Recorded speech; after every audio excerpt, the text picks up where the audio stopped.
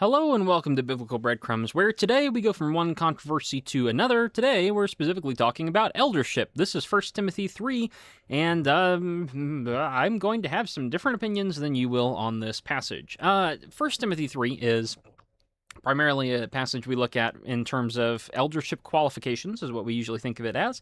It also has deacon qualifications. It also has a little word on deacons' wives that may or may not apply to elders' wives as well, but we'll have that discussion when we get there. And it closes out with a little bit of a prayer from Paul. So, what on earth can possibly be so controversial about this? Well, the thing is, among many churches that I've been in, I think in every church that I've assembled with for any amount of time. There was one church I was in a summer internship at, and I don't think we did elder stuff while I was there, but every other church that I've been a part of for a major part of my life, the 4 congregations, now I'm at a 5th one, the first 4 of those have all gone through some kind of eldership picking process. And usually what happens is people read the passage in Timothy, 1 Timothy 3, and they read the passage in Titus, which is Titus 1, and then they disagree about a bunch of little terms and eventually kind of hand wave a bunch of things and move on. That's really not helpful. So what we're going to do here is talk about 1 Timothy chapter 3, specifically this eldership stuff, and then I'm going to provide you a viewpoint that I don't think it should be controversial, but it probably is, because a lot of people are, as much as I say tradition is good sometimes, because, I spent a lot of chapter 2 arguing that tradition can be pretty good sometimes. When men's and women's roles, the traditions we have around those are actually pretty fair. When we come to 1 Timothy chapter 3, a lot of people have a traditional way of interpreting things that I find massively unhelpful. So I'm going to talk a little bit about that. And again, I'm going to come out to probably a fairly traditional take overall on elders and deacons and stuff like that. But we are going to go a different way of getting there, because it happens that I despise a lot of ways that people do this. And so, yeah, it's going to be a little bit different. I should also note that for this class, specifically, what I plan to do in the auditorium is just kind of open the floor at some point and ask people for terms that need definition or things that they want to bring up about eldership. And so there's not as many highlights on this. There's not as many specific highlights that I would call out. But I will do my best to bring out the main points that I'm planning to make at some point in the class, to kind of help people be aligned and figure things out together, at least, or to try and kind of point to some specific little pieces and then tie it together. So if that made sense, great. If that didn't make sense, I feel like that didn't make sense, but whatever. 1 Timothy 3. I've got New King James up on the screen. I'll go ahead and read the first 7 verses. This is the eldership passage. Qualification, oftentimes we call these qualifications. There's been a new wave of people who now say, oh, these aren't qualifications. These are qualities of eldership. I don't care. It doesn't matter. Move on. Chapter 3, verses 1 through 7. It's not that serious of a concern, but it frustrates my little OCD about words, so whatever. It just doesn't matter. Chapter 3, verses 1 through 7. This is the faithful saying. If a man desires the position of a bishop, he desires a good work. A bishop, then, must be blameless, the husband of one wife, temperate, sober-minded, of good behavior, hospitable, able to teach, not given to wine, not violent, not greedy for money, but gentle, not quarrelsome, not covetous, one who rules his own house well, having his children in submission with all reverence. For if a man does not know how to rule his own house, how will he take care of the church of God? Not a novice, lest being puffed up with pride he fall into the same condemnation as the devil. Moreover, he must have a good testimony among those who are outside, lest he fall into reproach and the snare of the devil. We're coming off of the end of chapter 2, where Paul was talking about men's and women's roles and specific struggles that each of them have, and then how really the solution is to do what God says and obey the roles that God has laid out for you. It's not that difficult. It's difficult to do, but it's not that difficult to understand. He moves into this new saying where he's talking now about eldership, and here are the qualifications. This is a faithful saying. If a man desires the position of a bishop, terrible translation, whatever, it's New King James, that's what I deal with. Bishop, elder, overseer, pastor, shepherd, I'm missing one, aren't I?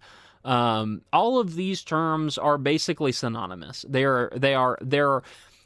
They do point to different facets of the eldership position, but I'm going to shorten all of them to elder. They all refer to the same role. And so pastor and shepherd would be more on the kind of shepherd and sheep kind of picture in terms of gentle leadership.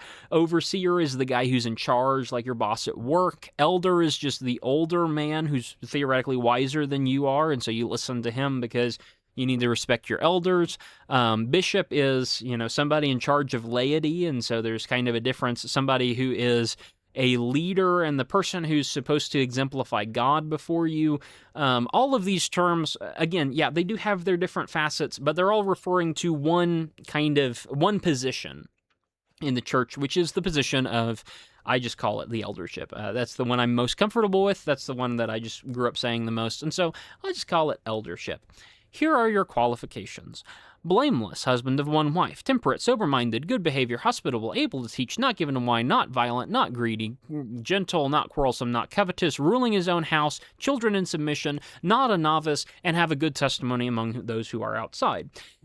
That's basically a complete list of what an elder is supposed to be. At this juncture, a lot of people go over to from 1 Timothy to Titus chapter 1, and then they read Titus's list of qualifications and are like, yes, this is the complete list. And then if we put these two together, most of them are just exactly the same, but then there are a few specific terms in Timothy and a few specific terms in Titus. And so we will compile the two into a master list, and then any man who measures up to these things can be an elder. The problem is, you're liable to have disagreements. Watch the screen. If you're watching the screen, watch the screen closely. You're liable to have disagreements about any of those terms. These are all things that I've seen debated or questioned or kind of defined. We all kind of know what temperate means and sober-minded and not violent, not greedy for money, not covetous. Like, we all kind of we all kind of figure those out. But then some people question, and they say, well, in verse 1, if a man desires the position of a bishop, he desires a good work. And a lot of people say, for some reason, that the elder has to desire the position. And if a person in question has all of these attributes, but he doesn't want to be an elder, then, well, he shouldn't be an elder because that's one of the qualifications. It's literally not one of the qualifications. By definition of how the book is written, verse 2, a bishop then must be blameless and husband of one wife and all of these other things. Those are the qualifications. Paul doesn't say, this is a faithful saying, a bishop must desire the position of a bishop and be blameless and the husband of one wife and all these other things. He just says, if someone desires it, right? If you want the position of an elder, that's good. You want something, that's good. That's great. Here's what an elder is, and then he defines it. Nobody ever says you have to, right? It's not that if you desire the position of an elder, you desire a good thing, and if you don't desire the position of an elder, you desire a bad thing. I feel like a lot of Christians have, for some reason, taken the kind of implying that, and maybe that's pushing it a little bit too far, but a lot of people, for some reason, have really been pushing that desiring as one of the qualifications recently. It's literally not. Just read the passage. So I don't know about that. I will say, if a man just completely hates the thought of being an elder and you force him into the role anyway, there are probably going to be some issues that come down the line from that. So, that's a fair qualification, but to say it's absolutely a command is a little bit pushing it too far. In fact, I would almost go the opposite direction. I would say if a man desires the position of an elder, he may not really understand what being an elder is. My dad is an elder in a local church, and I work fairly closely with elders at this local church and at a couple of other churches I've been at. Eldership is not like sunshine and roses and fun. Eldership is a lot of hours and long meetings with disobedient people who come out hating your guts sometimes, and elders are... elders are put upon, man. It's not fun. Nothing in my life is going to is going to make me look at the eldership and say, "Wow, I just really want to be one of those guys." No, I think there's an obligation. And some people say, well, if you feel like you should be an elder, even if you don't per se enjoy it, maybe you feel like you should be an elder, and that's desiring. I mean, it's a different kind of desiring, but it is desiring. Okay, I mean, you can have that position if you want to. Nothing in me really desires to be an elder, but I think good leadership is a necessity. And I think if I get to whatever age and I am capable and righteous and fulfilling these things, I think I have a responsibility to be an elder. It's not something that I want to do. It's not something that just makes me jump for joy, but it's something I feel like I ought to do. And so there is a difference there. It is a good work. Yeah, I know that conceptually. It's a lot of hours. It's a lot of hard work. I mean, I've seen what some of them go through, and it's not great. But here we are. Somebody needs to do it. Might as well be you. If you're qualified for the position, to a certain extent, I would argue everybody should be aiming for this. And, you'll see what life throws at you, but everybody at a baseline, every man should be aiming to be in the position of being a leader. Again, that may be a little bit of overstatement, but I'm not sure that it is. It is a good thing to desire. It's a good thing to do. It's a good thing. God's people need leaders. And maybe we should think about leading, even if it's not your favorite thing, even if it's not fun for you. Eldership's not really supposed to be. It's supposed to be profitable and productive for the people underneath you, for the people that you are serving as an elder.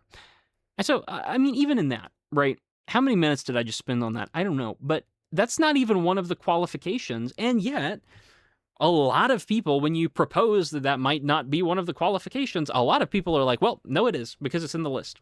Even though it's literally not in the list. Again, read verses 1 and 2. It's not in the list. But people are very insistent on that. If they're insistent on that, if they're insistent to that degree on something that's not even in the list, how bad do you think some of the rest of this is? And so the theory here is to just kind of blank the screen and say, okay, let's talk about some of these things. The church here is not currently in the process of like appointing elders. I find it really irritating when we only study 1 Timothy 3 and Titus 1 when we are about to appoint elders, then we appoint elders, and then we just like never talk about it again. So that's part of the reason why I'm doing the 1 Timothy thing now. I don't want it to be a part of, well, the elders told me to preach on this once, and so I preached on this once, and now we're all fit because we all understand eldership. It's time for a conversation and to bring up some of these points. And so I think the best way to probably do this is I'll just go down this list. So, right, since I'm just here by myself, I'm just going to go down this list and kind of talk briefly about each term and what the controversy is, why there might be a controversy, and my personal stance on the controversy.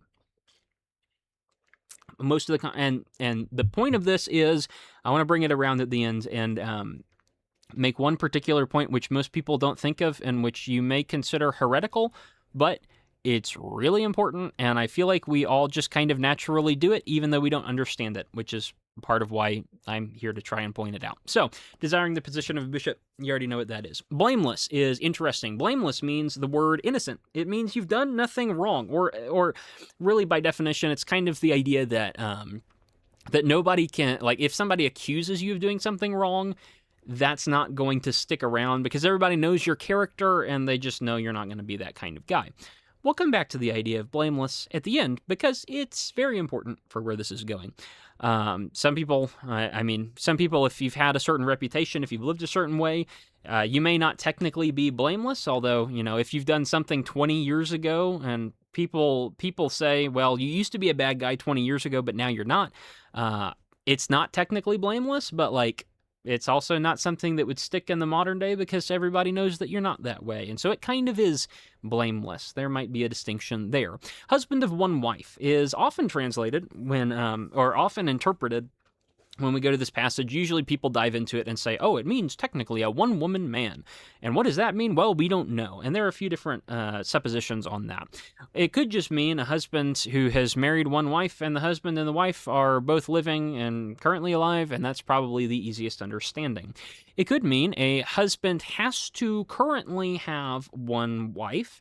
It may be that that if a man marries a woman, they grow up, he becomes an elder, she dies at some point. It may be that the emphasis is on that you have to currently have one wife, and so if your wife dies, you should step down. I'm not convinced of that. I mean, if you've proven yourself to be all of these other good qualities, and you've proven yourself that you're capable of handling a good marriage, if your wife has a car accident, that's really not your fault. I don't see why that would disqualify you. Different people disagree with that. That's whatever. Some people think husband of one wife just means in quantity. It means that if a man was married at some point and had just one wife, then it qualifies him. He doesn't have to have one wife with him. Like, he doesn't have to currently be married when he's appointed to an elder. An old widower could be appointed to an elder because he proved that he could be the husband of one wife. It's just his wife died in the past. I don't think that's a very good case because it does seem husband of one wife is at least a little bit current. I wouldn't feel comfortable just like after someone's wife died. I wouldn't feel comfortable appointing him as an elder. I would be fine appointing someone as an elder who is married and then the spouse dies. Well, that's regrettable, but I don't instantly disqualify you from being an elder, but I wouldn't then appoint you at that point when your wife has died. I wouldn't appoint you as an elder because there is something about being the husband of one wife in here. Maybe that's inconsistent. Let me know. We're going to have some different opinions here. Some people think husband of one wife means in total, which means a man who married a woman and then the woman died and then the man marries again is technically the husband of two wives because he's had two women in his life. I think that's stupid because none of us would say, oh, he's married to two women. We understand till death do us part means we part at death, and that seems to be pretty consistent with what God has made. When God talks about marriage and such, Romans chapter 7, I think it is, wife is, or maybe it's Romans chapter 6, it's one of those two. The wife isn't considered an adulterer if her husband is died. If a wife divorces a man and then, ends up marrying another man while he's still alive, she'll be called an adulterer. If her husband is dead, it's very clear she's not an adulterer. She doesn't have two men. I find that argument unconvincing at best, and so I think that's a little bit silly. Basically, if you're the husband of one wife, that's great.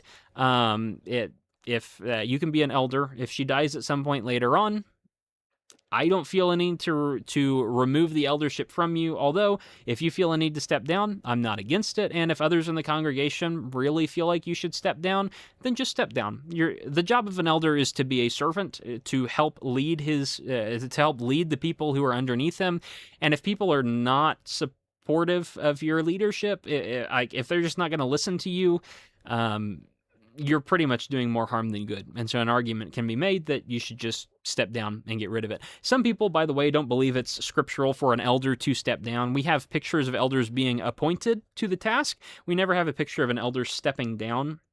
And so some people think even that concept is unscriptural. What can I say? I do not agree, but I understand where you're coming from because we don't technically have an example of that. Husband of one wife. Is there something else? There was something else that popped into my mind, but I forget what it is. Suffice it to say, different people have different reads on what exactly this means, and we'll care about different things.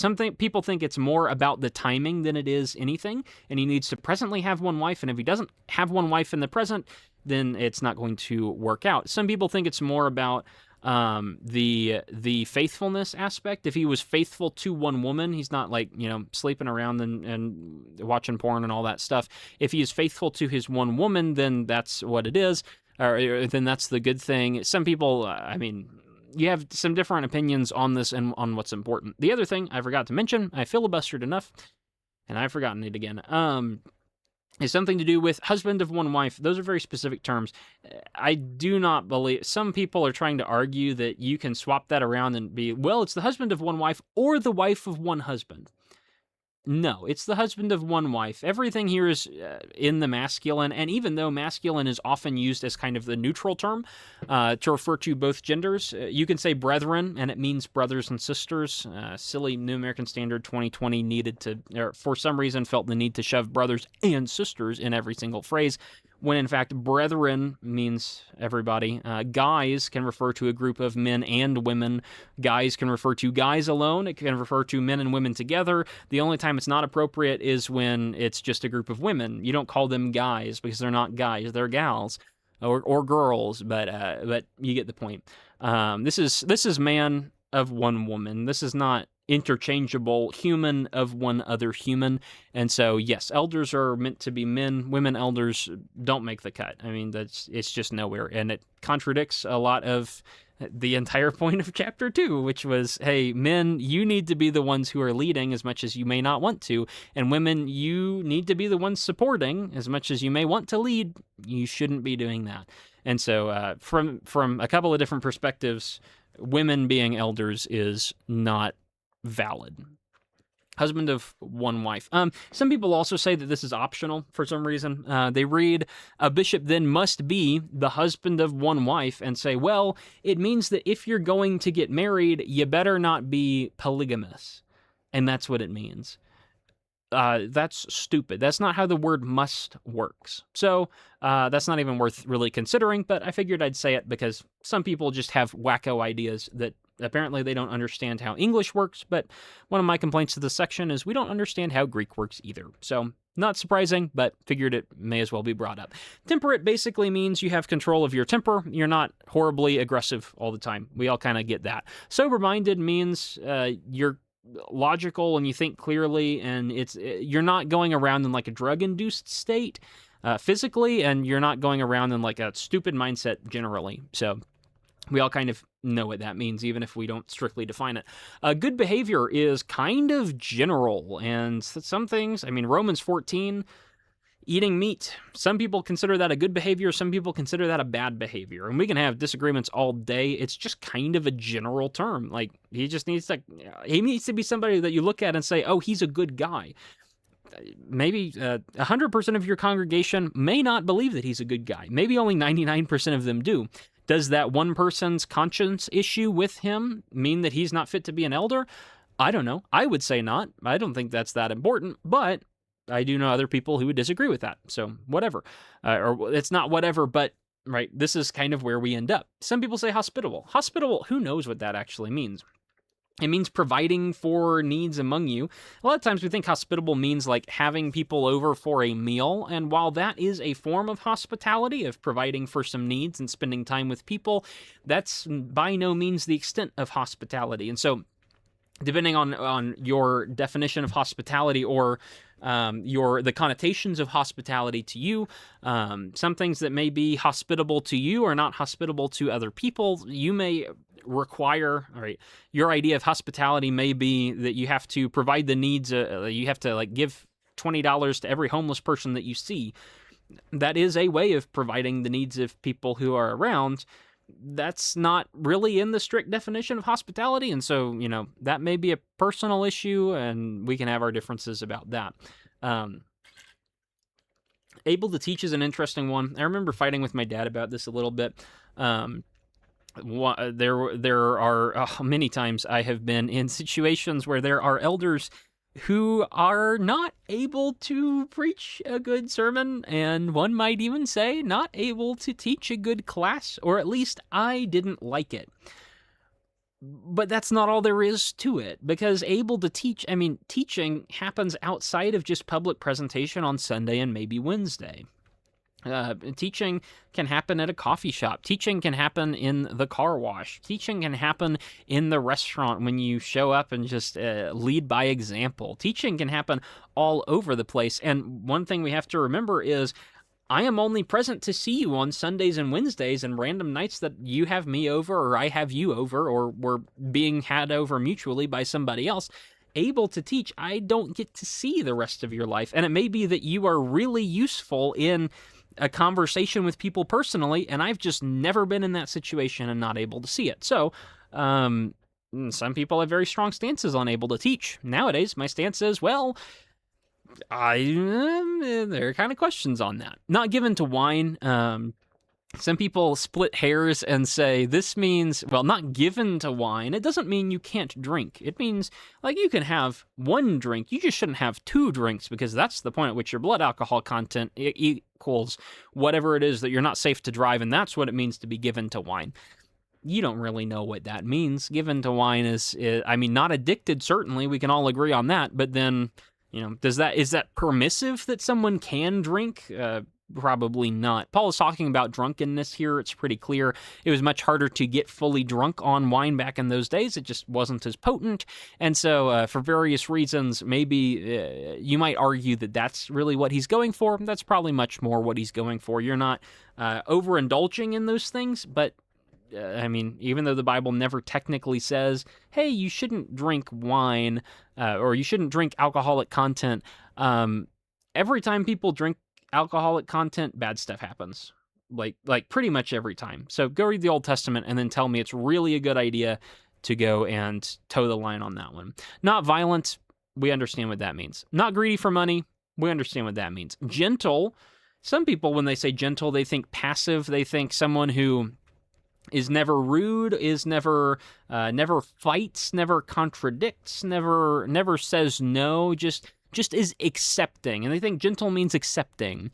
But it doesn't, because Jesus is gentle, and he also contradicts a lot of false teaching all of the time. Similar with quarrelsome. Not quarrelsome means you're not like ready to take a fight, but if someone comes into the church, if some rando from the street walks in and then starts to preach a message about how Jesus isn't God, I would like my elders to stand up and fight the guy, not like physically, right? Not just beat him within an inch of his life or whatever, but I would like them to stand up and offer some protest and say, hey, no, Jesus is God. It's very clear from the Bible. You can agree with that, or I mean, you don't have to be here, right? I would like them to be able to fight in important things. And that's kind of what quarrelsome means, is you're not just going after unimportant things. You you don't just fight over random stuff.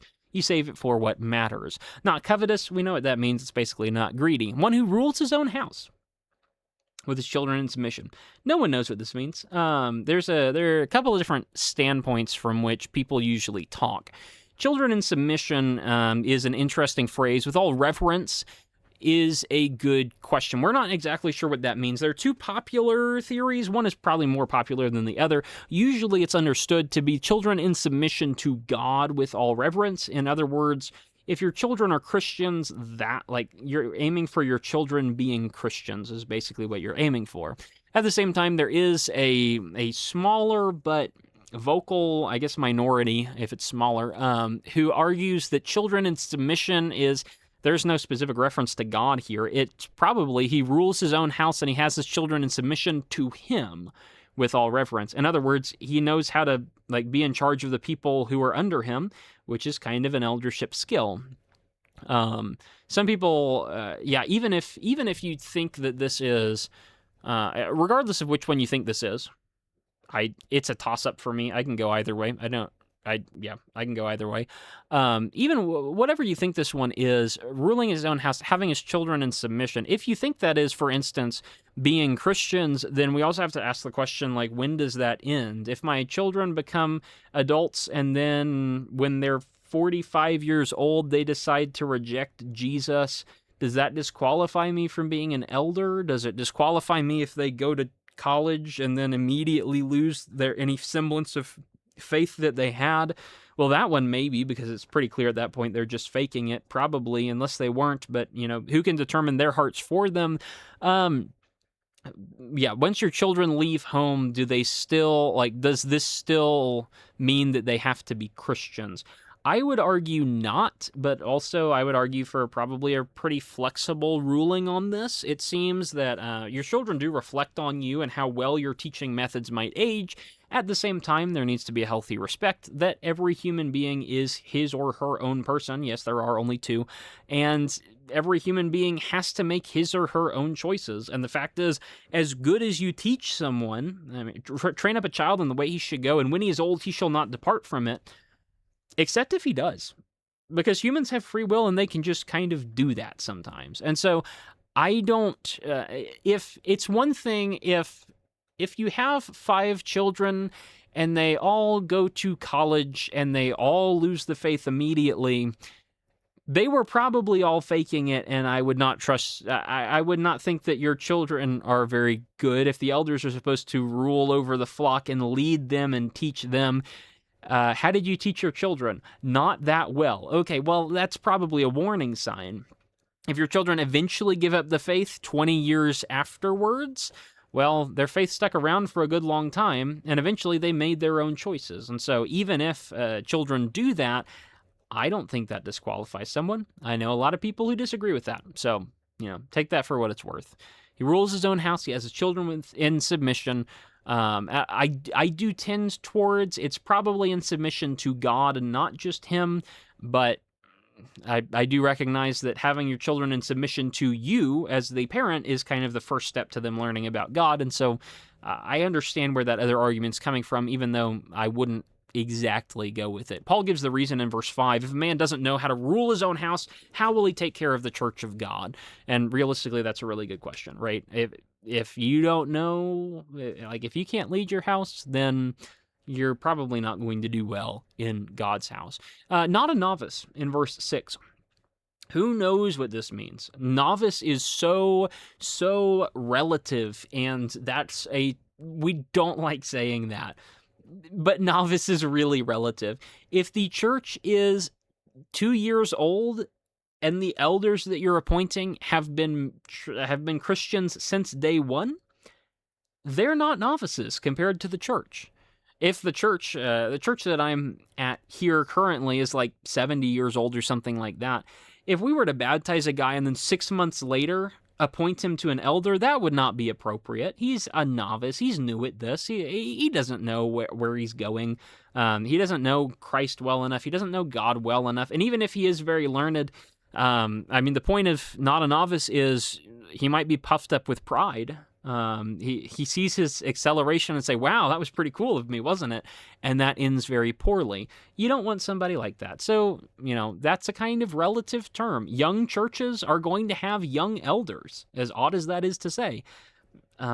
Relative is probably not the best term for it, but that's kind of true. Verse 7, then the last one is have a good testimony among those who are outside. Who knows what that is? Do we ever actually survey the communities for people who know him? Do we go to his workplace and question how they feel about him as a coworker? Do we ever investigate this one? Probably not.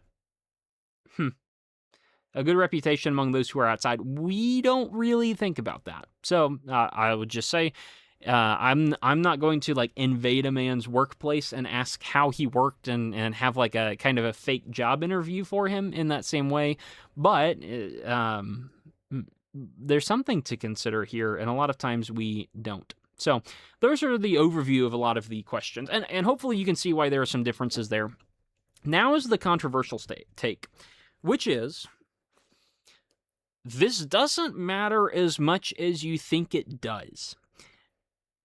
Let me try and illustrate what I'm talking about, because most people, when I've seen people debate about elderships, a lot of times there is a 80 or 90% agreement within a church that this guy is a fitting elder, and then there are a couple of people who are like, no, because he doesn't fit one of the specific terms or whatever it is. Primarily, it usually focuses around children, so that's the example that we use.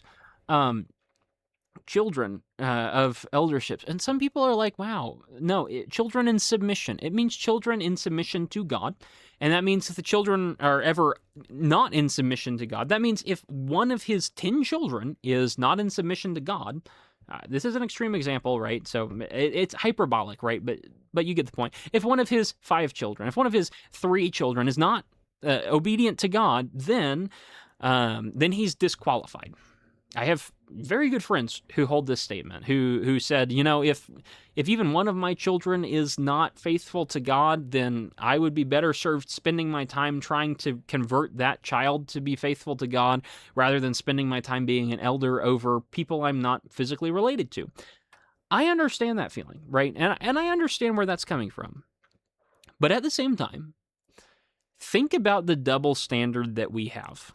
When you think about all of these terms, the ones that are most frequently debated are the specific meaning of husband of one wife and ruling his own house well with children in submission. And there's a reason for that, because I think there's a reason for that. Here's why. Because you can't really tell if someone's actually blameless. Blameless before God, you don't know someone's heart, and so you can't actually tell that one. Good behavior, temperate, sober-minded. People can put on an act in church, and people can put on an act through the rest of their lives, but we can't actually jump in their heart and see whether or not they are actually that way. How do I know if someone's not greedy for money? He may be very good at disguising it, right? It's possible that somebody is very greedy on the inside. He's just really good at disguising it or suppressing it, but he's still going to be lost on the final day because he never actually fixes the problem. That's not something that I can tell. And so a lot of these attributes are internal, and we recognize that we're doing our best to understand what they are. We may not get them perfect, but we are doing our best to stay within that realm. But as soon as it gets to husband of one wife, that's something we can physically see. And so if he doesn't line up perfectly with the thing that we physically see, then he can't be an elder. If his wife dies, well, he doesn't line up perfectly, and so he can't be an elder. Maybe that's true. Or maybe we're just really reacting to it because we can actually see that one physically. Maybe the ruling your own household well, maybe having a child walk away from God. By the way, children, some people argue that it must be at least one child, because if you have one child, then yeah, you have children. I have one child. Some people argue it has to be at least two, because if you have one child, you don't have technically children. You only have one child. Some people argue it has to be at least three, because the Hebrew form had a dual in it, or the Greek form had a dual in it.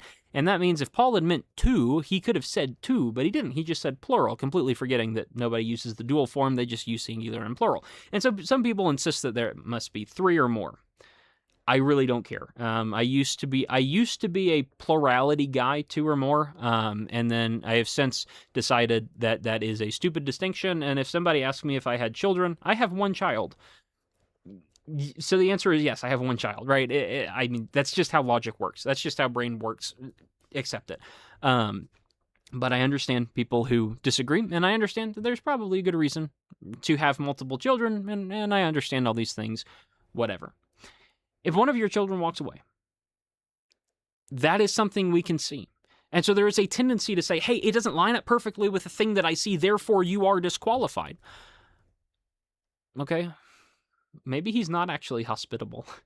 Maybe he doesn't actually have good behavior. Maybe he is a bit given to wine, and you just don't bear witness to it because he doesn't bring it out when you're in his house. Maybe he is a little bit covetous, but it slips under the radar. Maybe he is kind of a novice because he's been in the church for 50 years, but he's only studied his Bible for the last 2. Maybe he doesn't have a good testimony among those who are outside because we never ask about that. Maybe there's so many of these where the man could be missing several things, and yet we just kind of accept them and take it as a given. And as soon as we zoom in on these 2 physical ones, about your family, we get super judgmental about that. Be careful. Be careful about that. Because what you're essentially saying is it is more important that he has technically one wife, and in every literal specific thing that means, than it is that he's hospitable. Paul doesn't say he needs to be the husband of one wife and have his children in submission, and then he needs 5 of the following, and he gives you a list. Paul says a bishop needs to be all these things. If you find yourself hyper-focusing on one term, and that's the thing that instantly qualifies or disqualifies a man, especially one that just instantly disqualifies a man as soon as that line is crossed, be careful with that, because that really looks like you are saying that one of these is the most important and the rest of the qualifications also exist. I don't think Paul would have made a whole list of qualifications if he meant to say, well, actually, these 2 are the really important ones, and the other ones are also important in the context of having those 2. Be careful with that. You shouldn't be so reactionary to those things.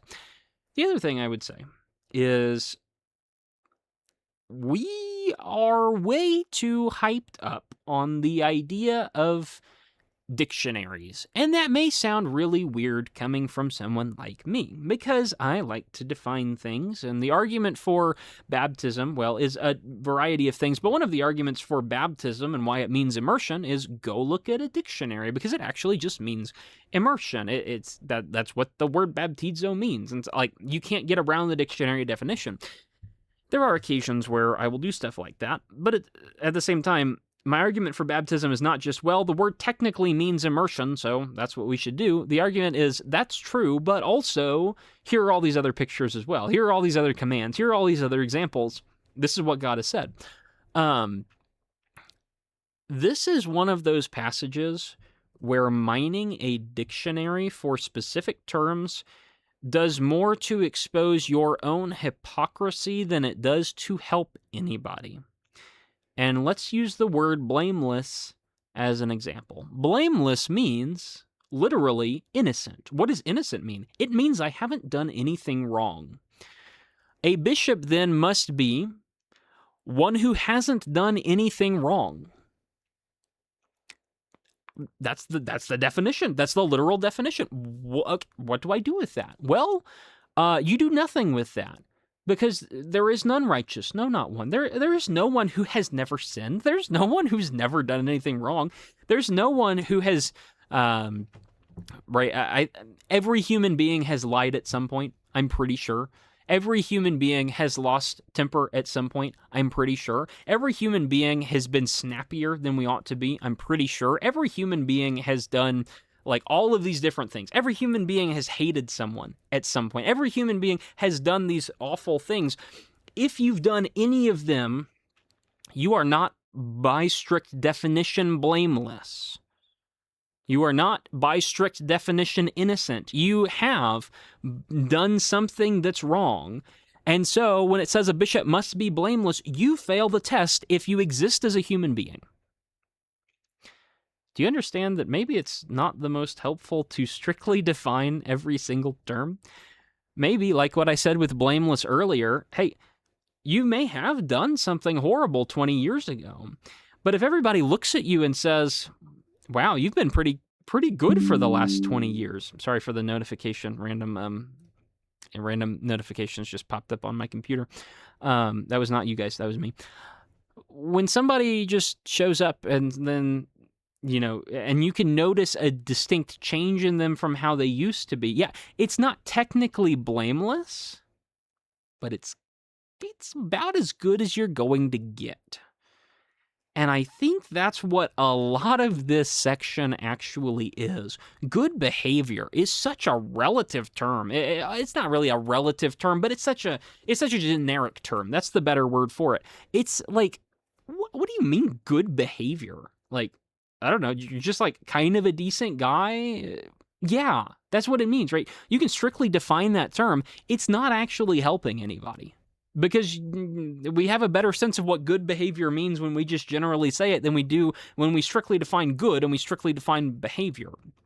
Hospitable means providing for the needs of people, but like, what does that actually mean? Sometimes that does look like having someone over for a meal. Sometimes that does look like, hey, it flooded and their house is out and they need a place to stay, and so you provide that for them. Maybe you don't have the place to stay, but you can give them money for a hotel. Maybe you have a friend that you can recommend them to. Maybe like you can do all sorts of things that are hospitable.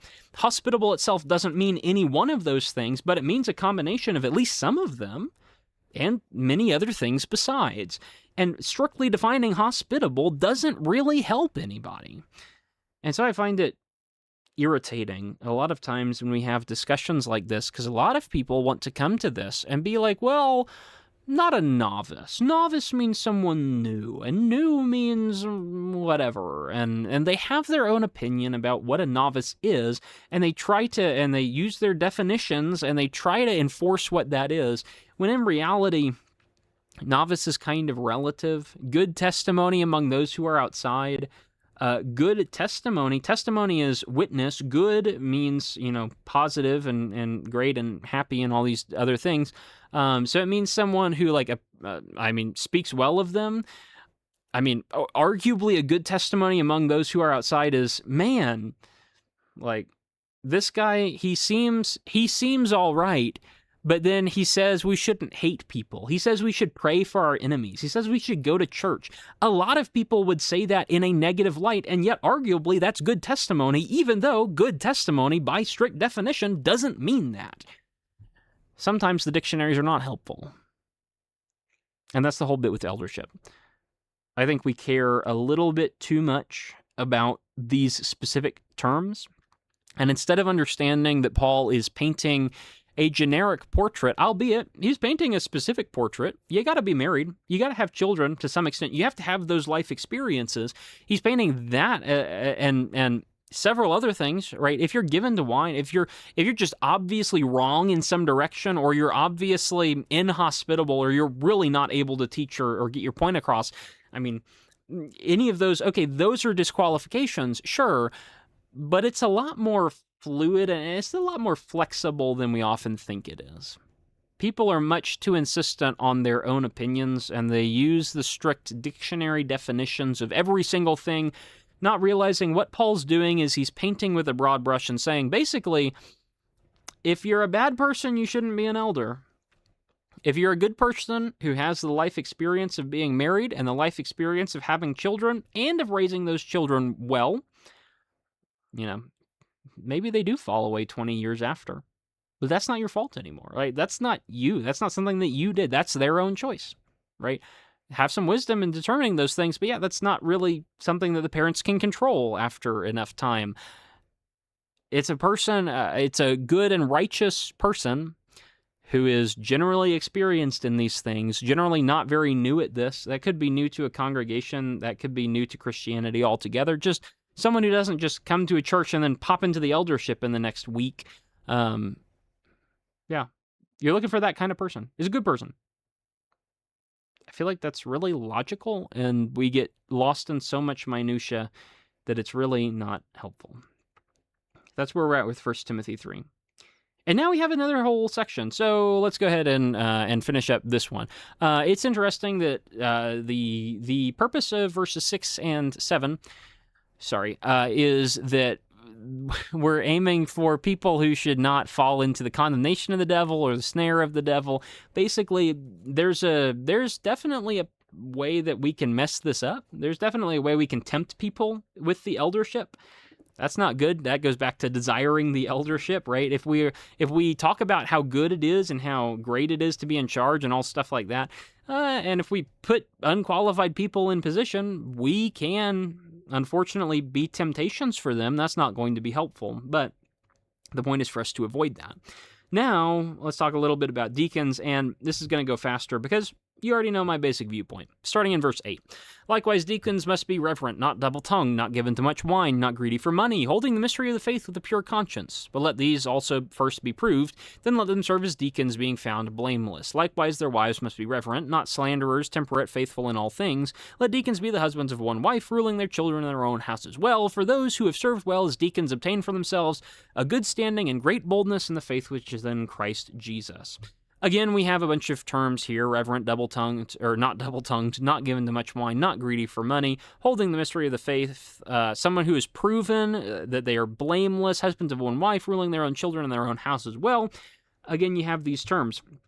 You're looking for basically someone who is a good guy, who everybody generally agrees is a righteous individual, who is married and has that relevant life experience, who has children and has that relevant life experience, and is raising them wisely and well. You also have this section in the middle here. I mean, understanding deacons it's that general kind of point. As much as there is value in strict definitions and in defining basically what every word means, understand that we're also playing with a little bit of a relative range, which is, blameless. You're never going to be strictly blameless. So it's mostly, what is the vibe of the word blameless? Well, it means somebody who the accusations won't stick to him. You may have used to be able to accuse him of things back in the day, but now you can't really, because those don't stick. That's the kind of person you're aiming for. Not strictly, technically blameless entirely, but most of the way there. That's what we're talking about. With deacons, it's the same with elders. It's the same kind of feeling. It's interesting that the deacons are supposed to be proven, tested in some way, so they can prove themselves to be full-on servants. And in many other ways, they have several of the qualifications that elders also have. I would point out at this point, a lot of people think deacons is a physical job, and they kind of say elders are the spiritual job, and deacons are the physical job, to take care of the physical things.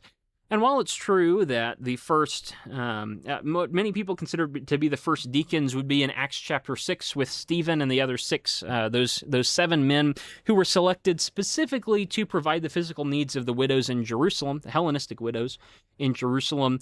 Stephen is noteworthy not because he provides the needs of the widows in Jerusalem, but because he's preaching and teaching and doing miracles and stuff like that. And so, as much as deacons are around to help with the physical responsibilities, and if we were to pick between the two, elders are more about strictly spiritual things, and deacons are more about some of those physical responsibilities.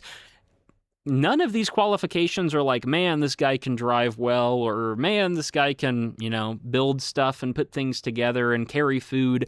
All of these qualifications are about righteousness, again. And so it's curious. The deacons are, oftentimes we kind of overcompensate and say they are just a physical job, where in reality, the deaconhood is a spiritual kind of service as well. They are spiritual leaders, not to the same extent as elders, but also to some extent they are also supposed to be spiritual leaders. Here in verse 11, we do have a note about the wives of the deacons: reverent, not slanderers, temperate, and faithful. Specifically, this is embedded in the deacons section, and so I think it is specifically talking about deacons' wives. Reverent, not slanderers. Women tend to gossip a little bit. Humans in general tend to gossip, but women tend to gossip and talk behind each other's backs, so maybe there's a little bit of a pointed warning there. Some people say that this means this is true for elders and deacons' wives. In the section, it's really about deacons' wives. There really aren't specific words spoken to elders' wives. You could imply that elders' wives should at least be this, right? And that would be true, I think. But specifically, it's not technically talking about elders' wives. So there you go, if that's worth anything. And ultimately, the what you learn in the end is deacons who are serving well obtain a good standing and great boldness in the faith. In other words, if a man desire to do the work of a deacon, he does desire a good thing. Good standing and great boldness in the faith. Again, I don't think that's a qualification. You don't have to really love the idea of, helping repair the building or whatever it is that deacons do. You don't have to love that idea to be a deacon, but those who desire the work of deacons and those who are willing to do the work of deacons, they do get great benefits for it. And so that's part of it as well. The last little bit is this. It's a little bit more on worship, and we'll move more into a worship section as we start chapter 4. But here we go in chapter 3 and verse 14. These things I write to you, though I hope to come to you shortly. But if I am delayed, I write so that you may know how you ought to conduct yourself in the house of God, which is the church of the living God, the pillar and ground of the truth. And without controversy, great is the mystery of godliness. God was manifested in the flesh, justified in the spirit, seen by angels, preached among the Gentiles, believed on in the world, received up in glory. And that's the end of chapter 3. Paul is writing to Timothy. He wants to be in Ephesus soon, although he doesn't know. He never knows, and he may never have made it back to Ephesus after this. If this is written after the third missionary journey, which I think it is, I don't know that he ever really made it back to Ephesus. Maybe it's written in the midst of the third missionary journey after he went to Ephesus for the 3 years, in which case he still never really got to Ephesus. He did go by Ephesus on the way to Jerusalem, called the elders out to Miletus, but he never went back to Ephesus. I don't know that he ever saw Timothy again. The point of all of this, the reason we're talking about roles of men and women, the reason we're talking about, what you should teach in chapter 1, the reason we're talking about elders and deacons is that you ought to know how to conduct yourself in the house of God. This is not the temple, this is the church. Right? I want you to know how to conduct yourself in the house of God. I want you to be a part of the church. And so he uses this kind of sixfold speech and process. Many people who have read this and then commented on it have held the idea that this is potentially an early Christian hymn. You notice if you are reading in your actual Bible, you'll see it's generally set aside in a different font, and if it's here, well, I had room for it, so I also set it aside in a different kind of spacing. Without controversy, great is the mystery of godliness. Here's kind of a hymn or a chant. Some people who are more of the mindset of having creeds is like, oh, it's an early Christian creed. Yeah, kind of. This is something that early Christians could unite around and say together. Now, if we're going to have creeds, why not have a creed like this instead of making new ones to add to what the apostles actually wrote down in the Bible and what the Holy Spirit wrote down in the Bible? Whole different question. But even though I believe in a lot of most of the elements of most of the man-made creeds that exist, I don't see why I would subscribe to a man-made creed when I have stuff that God actually wrote and authorized by putting it in His Word. I'd rather just stick with this, just to be safe. God is manifested in the flesh. In other words, Jesus came down to earth. He was justified in the Spirit. In other words, He was seen correctly, or He was made true in the Spirit. The Spirit helped to make Him known, potentially. Could be a reference to, I think that would be a reference to specifically His baptism, Jesus' baptism, where the Holy Spirit comes down and declares who Jesus is officially. God is just and the justifier, and He declares Him to be so, and He makes sure it's a public declaration so everyone knows who Jesus is. He is seen by angels. He is, people are aware of who He is. Peter will talk about how, I think it's 1 Peter chapter 1, how the revelation of Jesus is something that all the angels wanted to see, but they never got to until Jesus came down to earth, and then the angels saw it, and they saw the plan of God. He's preached among the Gentiles. That could be that He Himself did preaching among all the nations. Gentiles is just a generic word for nations. It could be nations that aren't Jewish, or it could just be all the nations in the world. Could be a mention of what He Himself did when He preached about Himself, when Jesus preached about Himself on the world, on the earth, or it could be a statement on what the apostles have done for Him, which is to preach His message among all the Gentiles, of which Paul is very currently doing. He's believed on in the world in various places by various people. All sorts of people from all over the earth are starting to believe in Jesus as Paul is writing this, and ultimately He is received up in glory. He ascended to heaven, and now we wait for the day when He descends again from glory to cleanse the earth and bring an end to this world that does exist. The sixfold statement is basically the story of Jesus, kind of the books of Luke and Acts, right? It's kind of the story of Jesus as He comes down and then goes back up into heaven, and now we're waiting on Him for step number 7, which would be He comes back down. He's remanifested on the earth in whatever way, maybe not in flesh this time, but He comes back and fixes everything. Early Christian, potentially hymn, maybe creed, maybe whatever title you want to put on it, but it is a word from the early Christians on who God is and what He's done and how great Jesus is and such like that. At the end of the day, all this talk on roles that we have is basically to write around this core concept, which is you need to conduct yourself right before God. Here's the God that we're talking about. Here's the God we're serving. And, we serve Him because He did all these amazing things, and people the world over know it and believe in it. So that's where we'll leave chapter 3. We'll go into chapter 4 next time. We'll deal with that in a future update, but for now, we will, at a future episode, we'll leave that for right now. This one was a long one because there's a lot to talk about, specific terms to define, and then just kind of talk about why maybe that's not the healthiest, best, or otherwise most efficient and most truthful way to go about the whole eldership process. And, you may or may not agree with that, but I hope it's given you something to think about. So if you're still here, thank you for listening. Hopefully you enjoyed. Hopefully you've benefited in some way, and you have something now to consider. Either way, we'll see you next time as we deal with chapter 4, and we dive more into the role of preachers themselves, of which Timothy is one, and Paul gives him some specific instruction. Thanks for listening. See you next time. God bless.